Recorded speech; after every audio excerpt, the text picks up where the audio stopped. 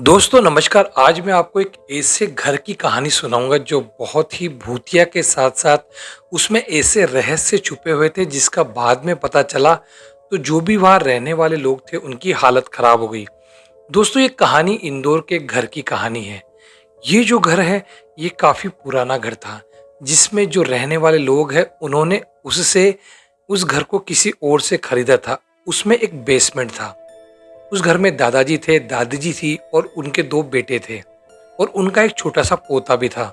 दादाजी उस घर में किसी को भी जाने नहीं देते थे। बेसमेंट के अंदर जो उस घर का बेसमेंट था उसमें दादाजी किसी को भी नहीं जाने देते थे, क्योंकि वो खुद उस बेसमेंट में जाके आते थे और अपना काम करके वापस बाहर आ जाते थे।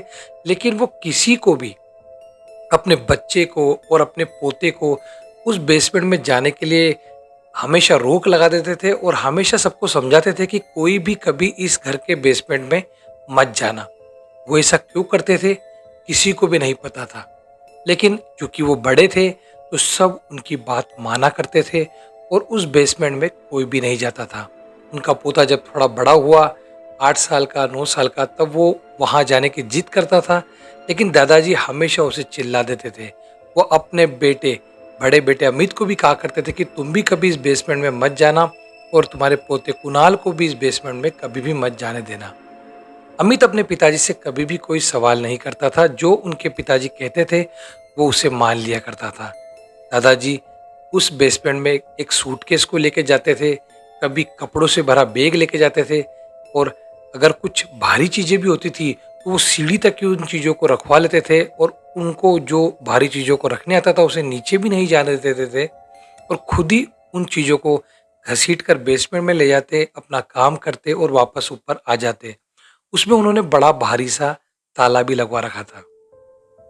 दादाजी की एक दिन तबीयत खराब हुई और उन्होंने उस बेसमेंट की चाबी अपने बेटे अमित को हाथ में दी और कहा कि कभी भी इस बेसमेंट में, इस तल घर में न तुम जाना न किसी को जाने देना, हमेशा इस पे ताला लगा के रखना।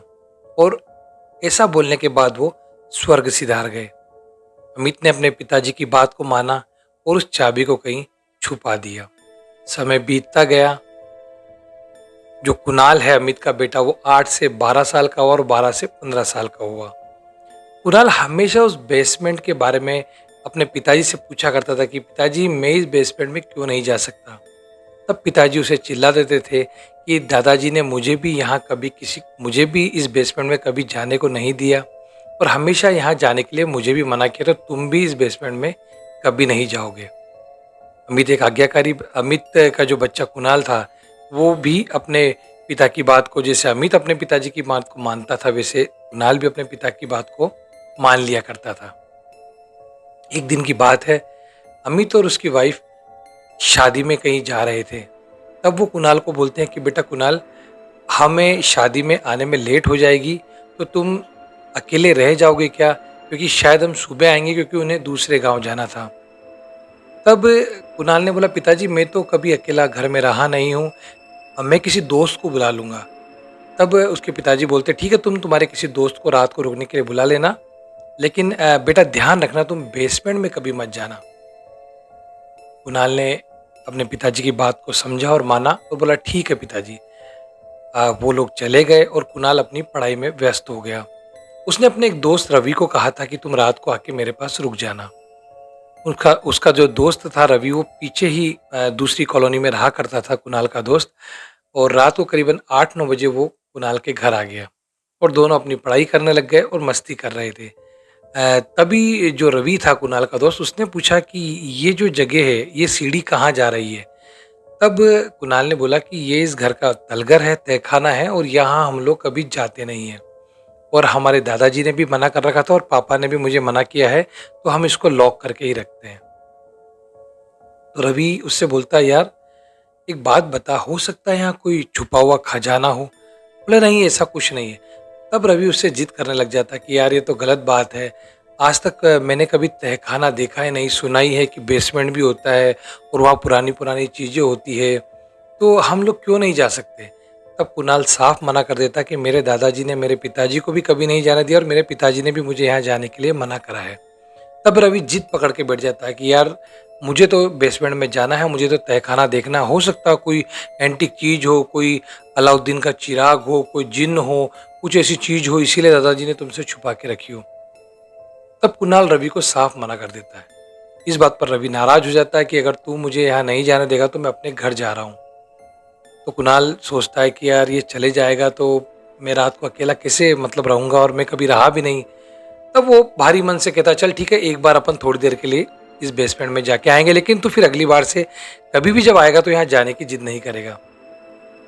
तो कुणाल उसकी चाबी ढूंढता है और बड़े ही डरे हुए मन से उसके गेट को खोलता है। उसे डर भी काफी लग रहा होता है, क्योंकि दादाजी ने भी कभी किसी को जाने नहीं दिया, पिताजी ने भी कभी किसी को जाने नहीं दिया। लेकिन वो क्या करता, अपने दोस्त की बात रखने के लिए वो दोनों उस बेसमेंट में जाते हैं। बेसमेंट काफी पुराना होता है और काफी सालों से बंद पड़ा होता है।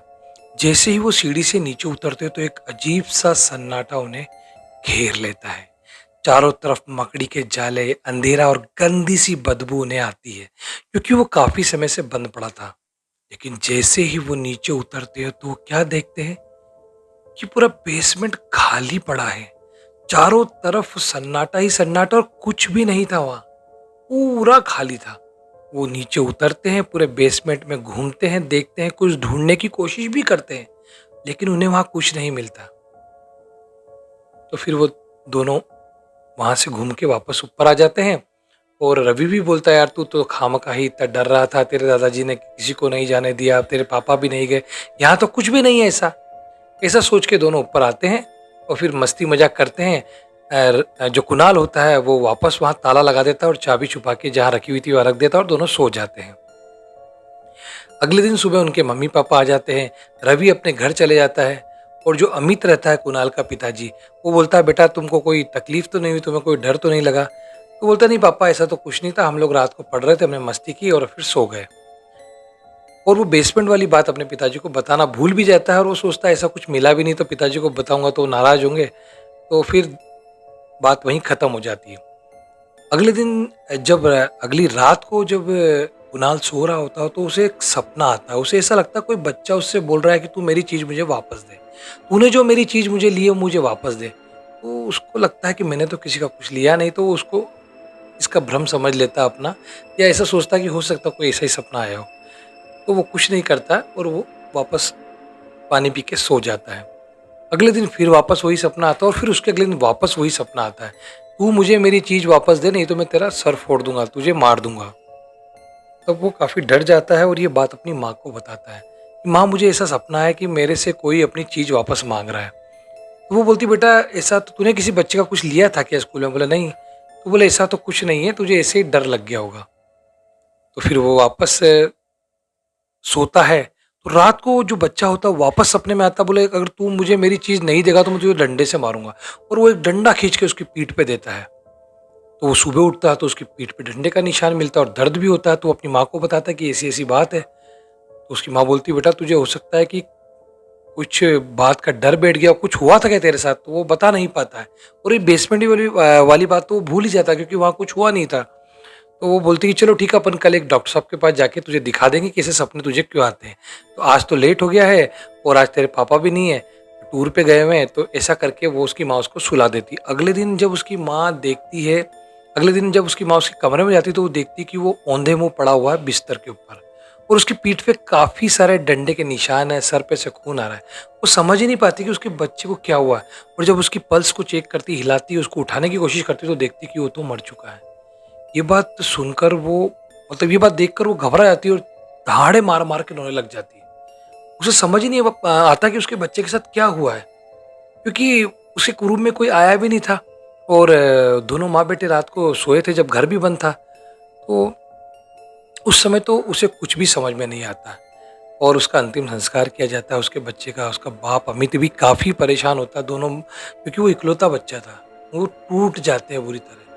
2 दिन होते हैं, 5 दिन होते हैं, 10 दिन होते हैं, उन्हें समझ ही नहीं आ पाता। वो सोचते रहते हैं कि उनके बच्चे के साथ क्या हुआ था।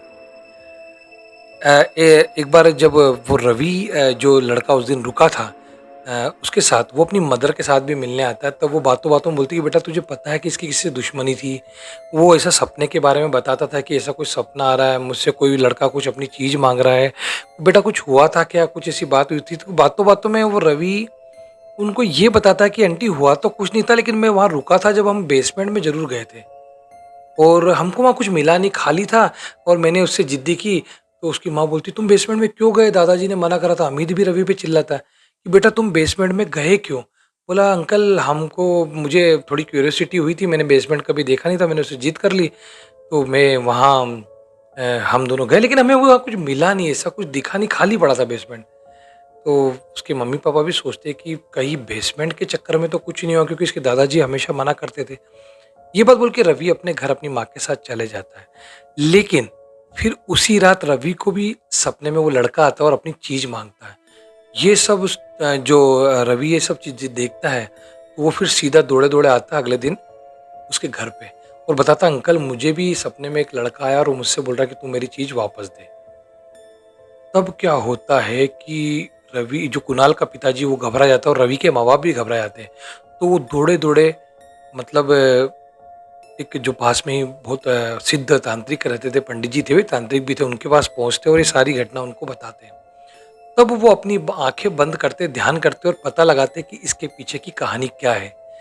तब वो अमित को जो लड़का कुणाल एक्सपायर हो गया उसके पिताजी को बताते हैं कि ये जो तुमने घर लिया था ये किससे लिया था? महाराज ये घर तो हमने हमने मेरे पिताजी ने लिया था और वो उन्होंने किसी से लिया था और उन्होंने मुझे इस बारे में कुछ नहीं बताया। हाँ, एक तलगर है उसमें वो जाने के लिए मना करते हैं और वो मेरे बच्चों को भी मुझे भी मना करते थे और मैंने मेरे बच्चे को भी मना किया था और ये दोनों उस तलगर में एक बेसमेंट में गए थे। तब वो बताते कि उस बेसमेंट में जो पहले यहाँ मकान मालिक रहता था, उसका एक बच्चा था। उस बच्चे ने वहाँ पर अपने पिताजी से पहले कपड़े नए कपड़े की लाने के लिए बोला और पिताजी ने बोला कि नहीं मैं 2 दिन बाद दिलाऊँगा और वो अपने पिताजी से ज़िद करने लगा। पिताजी ने बोला कि बेटा 2-3 दिन बाद मैं शहर जाऊँगा तो तेरे कपड़े ले आऊँगा। तो वो बच्चा नाराज़ हो गया और उसने तलघर में जाके आत्महत्या कर ली। उस बेसमेंट में जाके सुसाइड कर लिया। तो उसकी आत्मा अभी भी वहीं है और वो कपड़े माँगती है सबसे और हो सकता है कि तुम्हारा बच्चा गया हो और उसने उसकी आत्मा को जागृत कर दिया हो और उसका जो उसकी आत्मा बार-बार आके उससे कपड़े माँग रही हो और तुम्हें बता नहीं पाया हो और इसके सपने में भी आके वो यही चीज़ बोल रहा हो कि मुझे मेरी चीज़ दे, मुझे मेरे कपड़े दे। तो तुम एक काम करो, उस बेसमेंट में जाओ और 51 या 21 जोड़ी कपड़े नए लो और उस बच्चे को दे के आओ और उसको हाथ जोड़ के आओ कि हम तुम हमें कभी परेशान मत करना है, हम तुम्हें ये कपड़े समर्पित कर रहे हैं। तो जो कुणाल के मम्मी-पापा थे और जो रवि के मम्मी-पापा थे, वो बाज़ार से एक नए कपड़े लाए और विधिवत तरीके से उन्होंने हाथ जोड़े और उस बेसमेंट में गए और वो कपड़े वहाँ रख के आ गए और उसको हाथ जोड़ के आ गए कि ये हमने तुम्हें तुम्हें नए कपड़े दे दिए हैं, अब तुम हमें परेशान मत करना और अब किसी को भी परेशान मत करना। और उसके बाद उस बेसमेंट पे उन्होंने ताला लगा दिया और गुरुजी ने एक त्रिशूल दिया था, वो आगे उन्होंने लगा दिया। तो उसके बाद दोस्तों, ना किसी को सपने आए, ना रवि को सपने आए और जो कुणाल था, वो तो एक्सपायर हो चुका था। उसके मम्मी-पापा को आज भी उसका दुःख है कि वो अपने बच्चे की बात को समझ नहीं पाए और उसके बाद उन्होंने उस मकान को बेच दिया और आज भी उस बच्चे की आत्मा उस तलघर में है और आज भी वो मकान वीरान पड़ा हुआ है। तो दोस्तों, ये थी इंदौर के भूतिया घर की कहानी। अगर आपको ये कहानी पसंद आई हो तो इसे लाइक कीजिएगा, शेयर कीजिएगा और प्लीज़ मेरे चैनल को सब्सक्राइब भी कर दीजिएगा।